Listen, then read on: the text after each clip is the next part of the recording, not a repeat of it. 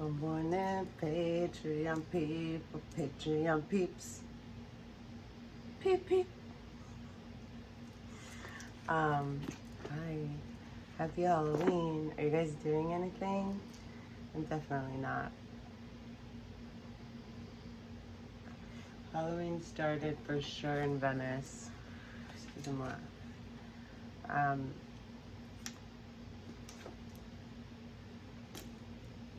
Years ago, and it hasn't stopped. But like last night, it was really loud, and Honda was getting like funny. The woman that cut my hair, so I went back to her. Not to interrupt myself, but I do that. She's like, I see it like this, like with wings coming out, and I'm like, I don't know if my hair is naturally gonna do that. I'm a tomboy, and I really don't blow dry it or anything like that. It's like, oh, you'll see, you'll have wings. And a hoot. So, yeah, I heard the party people last night. That's cool, you know, I walked the dogs at like 4 in the morning, and like, this girl was like, yes! Go. You know, adequa, sequa, like singing it, but like begging her friends to play it, I guess. It's kind of funny. Okay, the topic of today is yoga y the neuroscience of yoga and the I talk to my friend Yulie every day, and it's so funny because she's from Peru and she has an accent. I'm always asking, ¿Cómo se dice en español? Like, anyway, yoga and the neuroscience of self-awareness. So this is again from The Body Keeps the Score, Dr. Bessel van der Kolk. It's K-O-L-K. Don't get it twisted. So he was the first guy to study the effects of yoga on traumatized people and on like severely like populations that wouldn't make it into clinical studies. And he started in 1998, I believe, or 96, and in every study he says that it's more impactful, powerful than medication on populations that wouldn't even make it into the studies. That you get where I'm going. During the past few years, brain researchers such as my colleagues Sarah Lazar and Britta Holsel at Harvard have shown that intensive meditation has a positive effect on exactly those brain areas that are critical for physiological self-regulation. Think about that, physiological self-regulation. Like, that's thrown off balance.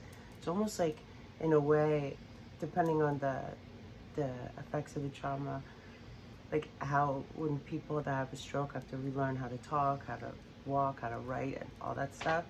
It's like your body needs to reset itself and relearn how to self-regulate itself. Like, that's the heart variability thing, etc.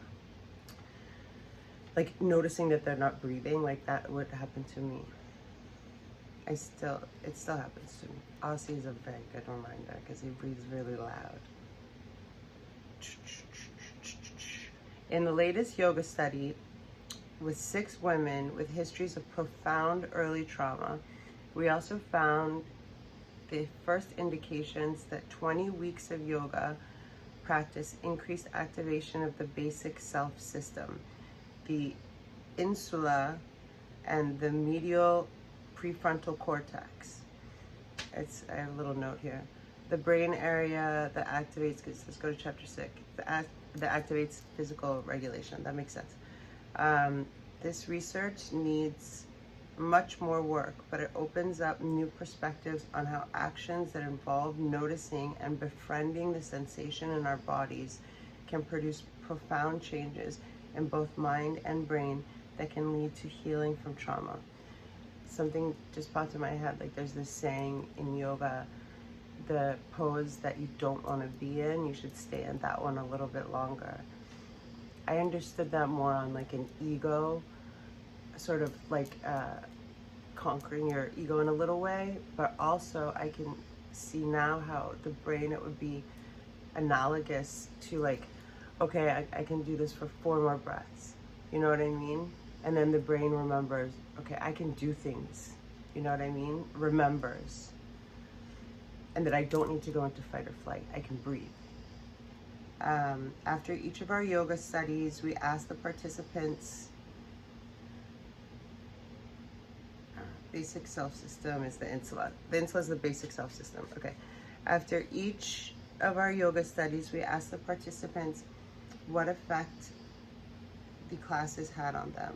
We never mentioned the insula or interoception. In fact, we kept the discussion and explanation to a minimum so they could focus inward. Here's an example of their responses. My emotions feel more powerful. Maybe it's just that I can recognize them now. I can express my feelings more because I can recognize them more. Feel them in my body and address them. I now see choices, multiple paths. I can decide and choose my life. It doesn't have to be